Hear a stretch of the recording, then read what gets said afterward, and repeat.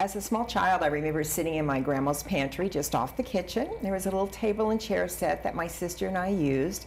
And I used to draw the same flower over and over and over, and I just loved that whole process. And I very vividly remember the day that I said, I want to be an artist. If I can do anything in this world, it's to be an artist.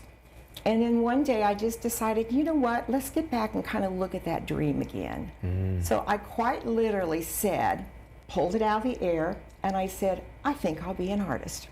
I was like, I found the other part of my soul. And I've always said that with art is kind of an artist's soul coming out and being put on whatever surface they're working on, or sculpting and all of that type of thing. And it was just so wonderful to find that part of myself. And I think when you have a great passion or dream about something, you find the time to make it work. All the time I hear people say, well, I just don't have time for that. And my response will be, you know, if you really, really want to do that, you'll find the time. And you don't always have a success, but I'm a firm believer if you start a painting, and with the watercolors, I always worked 22 by 30, so they were large. I would always finish a painting. No matter how awful it was, I would keep going through it till I could get it as good as possible.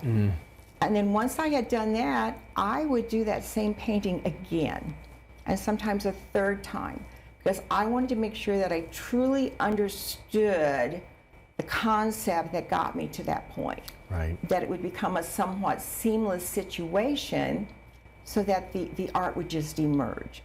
And I think because the art needs to be a part of your soul, and there's a passion about doing it, I want the viewer to see that on paper or canvas.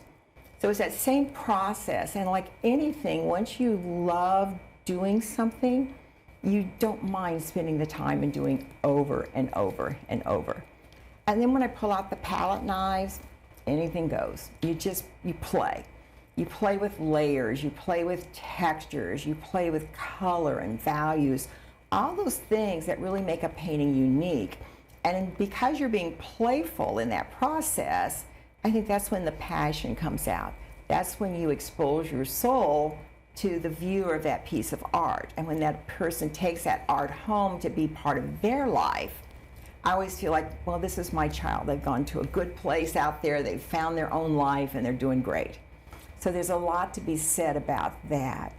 But it's just a really interesting process, and I think you have to have a balance between somewhat left-sided, but you have to have that right side, and you have to be comfortable with the ability to let that just come out so that people can see that and share that.